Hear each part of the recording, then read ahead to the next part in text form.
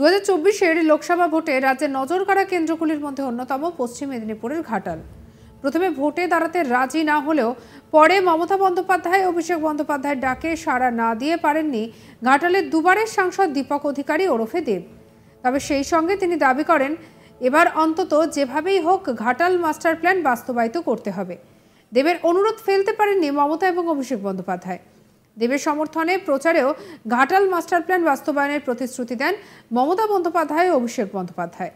ঘাটালে তৃণমূলের দেবের বিরুদ্ধে হিরণ চট্টোপাধ্যায়কে প্রার্থী করেছে বিজেপি, আর সিপিএম প্রার্থী করেছে তপন গাঙ্গুলিকে। ইন্ডিয়া টুডে অ্যাক্সেস মাই ইন্ডিয়ার এক্সিট পোল সমীক্ষা বলছে যে এই কেন্দ্রে হাড্ডাহাড্ডি লড়াই হবে। তবে সম্ভাব্য এগিয়ে রয়েছে বিজেপি প্রার্থী হিরণ চট্টোপাধ্যায়। এই কেন্দ্রে ভোট প্রচারে বিজেপি প্রার্থী হিরণ চট্টোপাধ্যায় দুর্নীতি ইস্যুতে বারবার নিশানা করেন তৃণমূল প্রার্থী দেবকে। তবে শেষ দিকে ধৈর্যচ্যুতি ঘটে দেবেরও। ভোটের দিনও পুলিশ কেন্দ্রীয় বাহিনী একযোগে যোগসাজশ করছে বলে অভিযোগ করেন হিরণ। কি বলেছিলেন হিরণ চট্টোপাধ্যায় শুনব।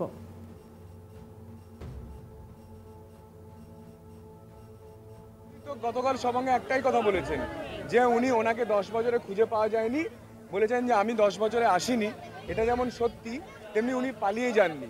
তো মানুষ তো ওনার সেই জন্য নাম দিয়েছে যে ভোটের পরিযায়ী পাখি। ভোটের পরিযায়ী পাখি মানে ভোটের পাখি আসে পরিযায়ী হিসাবে, এখানে ভোট খেয়ে দিয়ে ভোট লুট করে আবার কলকাতার পেন্ট হাউসে চলে যান। সেটাই উনি নিজে স্বীকার করেছেন গতকাল সভাঙ্গে দাঁড়িয়ে এটা স্বীকার করে নিয়েছেন যে হ্যাঁ উনি ভোটের পরিযায়ী পাখি। তো এরপরে আর মানুষের কিছু বলার আছে? আর এরপরে নতুন করে কিছু বলার আছে? নিজেই স্বীকার করেছেন যে হ্যাঁ উনি ভোটের পরিযায়ী পাখি। উনি ভোট লুট করতে আসেন, ভোট লুট করে আবার কলকাতা বাড়ি চলে যান, আবার সারা বছর ধরে 5 বছর ধরে শুটিং করেন, আবার ভোটেলে চলে আসেন। উনি বলেছেন সেটা যে হ্যাঁ আমি 2014 ভোট লুট করতে এসেছিলাম, ভোট লুট করে আমি আবার কলকাতা পালিয়ে গেছিলাম, আবার 2019-এ এসেছিলাম, এসে ভোট লুট করে আবার পালিয়ে গেছিলাম, আবার 2024-এ এসেছি ভোট লুট করে আবার পালিয়ে যাব। উনি তো বলছেন যে ওনাকে দেখা যায়, নিজেই বলছেন যে আমাকে দেখা যায় না কিন্তু পালিয়ে জানি। আরে পালিয়ে যাবেন কোথায়? আপনি তো বাংলা সিনেমা করেন, আপনি তো হলিউডে সিনেমা করেন না যে আপনি পালিয়ে যাবেন। সেই জন্য আপনি কেশপুর থেকে যেতেন, আপনি ঘাটাল লোকসভা থেকে যেতেন, লুট করে জিতে আপনি আবার কলকাতা পালিয়ে যান, সারা বছর ধরে শুটিং করে, নিজের মুখে স্বীকার করেছেন। আর দিকে তৃণমূলের প্রার্থী দেব কি বলেছিলেন শোনাবো। 3 বছর খড়গপুরে ছিলেন না, আছেন এখনো, কাউন্সিলর আছেন এবং এমএলএ আছেন। আমার বক্তব্য উনি জাস্ট দুটো কাজ বলুন না উনি কি করেছেন খড়গপুরে, সেটা নিয়ে মানুষের কাছে যান। সে নিজে রাস্তা করতে পারে না, কথা দিয়েছে কি রাস্তা চোর, তাহলে কি আমি বলতে পারি বা এমএলএ টাকা চুরি করেছে, এমএলএ ফান্ড চুরি করেছে? আমার বক্তব্য হচ্ছে ওনার নামে তো, ওনাকে তো খুঁজে পাওয়া যাচ্ছে না, ওইখানে ওনার নামে পোস্টার পড়েছে। অন্তত আমি 10 টাকা, আমি ঘাটাল মাস্টার কাজ শুরু হয়ে গেছে, তো ইলেকশন কমিশনে জমা তো পড়েছে। আমি অন্তত এইটুকু তো বলতে আমি কাজ করেছি করিনি। তিনি তো আগে আমি কি বলি মানে বুঝতে পারছি না। চোরের গলা কি একটা লাইন না, চোরের গলা বেশি জোর, হ্যাঁ চোরের মায়ের বড় গলা। ব্যাপারটা হচ্ছে যিনি একসময় টিএমসিতে ছিলেন, তারপরে বিজেপিতে টিকিট পেন, বিজেপিতে গেলেন। এবার আমার কথা হচ্ছে বিজেপি কর্মীদেরকে এবং বিজেপি ভোটারদেরকে, যারা লয়াল ভোটার, যারা 10 বছর ধরে লড়াই করে নিজেদের দলটাকে ধরে রেখেছে। আমার একটাই কথা, আপনি কি চোখ বিশ্বাস করে হিরণকে বিশ্বাস করেন যে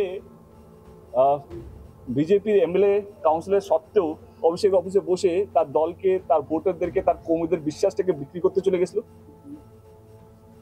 আর এদিকে আমাদের কাছে শাহজাহান আলীর কি রিপোর্ট দেখাবো আপনাদের।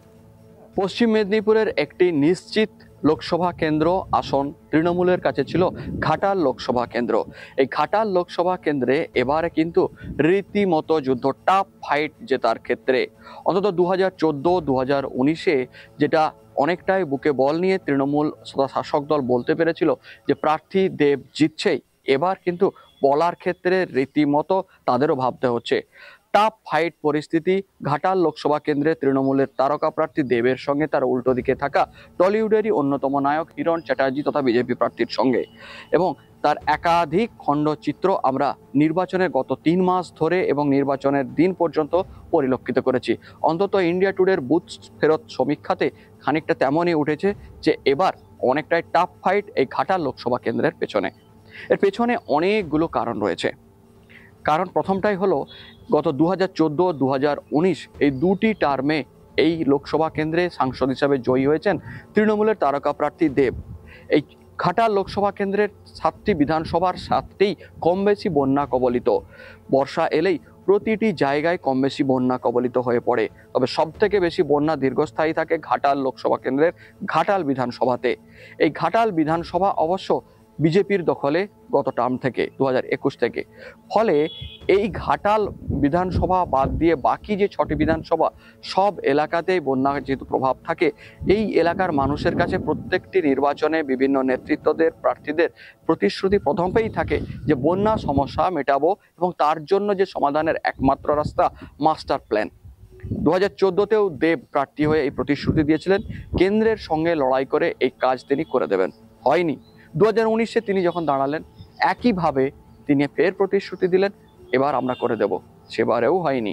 তিনি তখন কৈফিয়ত দিয়েছিলেন কেন্দ্রের সংঘাতের কারণে এটা সম্ভব হয়নি, এবার করে দেবেন। কিন্তু 2024-এ সেটা আর বলা যাবে না ভেবেই দেব সরে দাঁড়িয়েছিলেন এই লোকসভা কেন্দ্রে, তিনি আর প্রার্থী হবেন না। বুঝতে পেরেছিলেন পুরনো দেওয়া বারবার প্রতিশ্রুতি ফেল হয়েছে, তিনি আর দাঁড়াচ্ছেন না। সেই সাথে সাথে রাজ্য সরকারের বিরুদ্ধে বিভিন্ন দিকে যে গেল রব, দুর্নীতির অভিযোগ, একের পর এক নেতামন্ত্রী জেলে যাওয়া, এই সব মিলিয়ে দেব বুঝতে পেরেছিলেন এবার জয়ী হওয়াটা অনেকটাই কণ্টকাকীর্ণ পথের মধ্য দিয়ে যাবে। যে কারণে তিনি সরে দাঁড়ালেও পুনরায় দল তাকে অনুরোধ করে দাঁড় করান। তবে এক্ষেত্রে দেবের হাতে অস্ত্র দিয়েছিলেন যে এই মাস্টার প্ল্যান আর কেন্দ্রের মুখাপেক্ষী নয়, নিজস্ব ফান্ড থেকে রাজ্য সরকার করবে, সেটা দেব মানুষকে বলে বিশ্বাস অর্জন করুক। এবং সেই মতো দেব প্রচারে নেমে জানিয়েছিলেন আগামী 1 বছরের মধ্যে আমি জিতি বা না জিতি ঘাটাল মাস্টার প্ল্যান হচ্ছে, এবং 1 বছরের মধ্যে যদি কাজ শুরু না হয় তাহলে তিনি 2026-এর বিধানসভাতে কোনোভাবেই আর ঘাটালে পা রাখবেন না, পরবর্তী নির্বাচনেও থাকছেন না। এমন প্রতিশ্রুতি দিয়ে তিনি লড়াই শুরু করলেও অনেকটা প্রতিকূল পরিস্থিতি তিনি নিজেও আঁচ করেছেন। অন্যদিকে তারই উল্টো দিকে টলিউডের প্রার্থী হিরণ চ্যাটার্জি রাজ্য সরকারের বিভিন্ন দুর্নীতি ইস্যু তো বটেই, সেই সঙ্গে দুবারের সাংসদ তথা তৃণমূলের দেব তথা দীপক অধিকারীর না করা কাজকে হাতিয়ার করে প্রচার করে চলেছেন। গত 3 মাস ধরে সেই প্রচার করে সব থেকে বেশি যে জায়গা দেবকে লিড দিয়েছিল কেশপুর এলাকা, সেইটাকে পাখির চোখ করে নির্বাচনের দিন তিনি ঘুরে বেরিয়েছিলেন। প্রতি জায়গাতে তাকে বিক্ষোভের মুখে পড়তে হয়েছে। অর্থাৎ তার যে অভিযোগ ছিল যেখানে ভোট বেশি পায় সেখানে ছাপ্পা দিয়েই ভোট বেশি পায় সেটা বাধা দেব, আর বাধা দিতে যাওয়ার পথেই বারে তিনি বিক্ষোভের মুখে পড়েছিলেন। ফলে সব মিলিয়ে যে লোড বা যে লড়াই হিরণ চ্যাটার্জি দিয়েছিলেন তাতে অনেকটাই দেবকে এই নিশ্চিতভাবে বলার জায়গাটাকে দখল করে ফেলেছেন। তাই এক কথায় বলা যেতে পারে বুথ ফেরত যে সমীক্ষা ঘাটাল লোকসভা কেন্দ্রের ইন্ডিয়া টুডের পক্ষ থেকে, তাতে অনেকটা ফাইটের জায়গা তৈরি করে দিয়েছে এবার পরিস্থিতি। তবে শেষ কথা অবশ্যই বলবে জনগণের দেওয়া মতামত।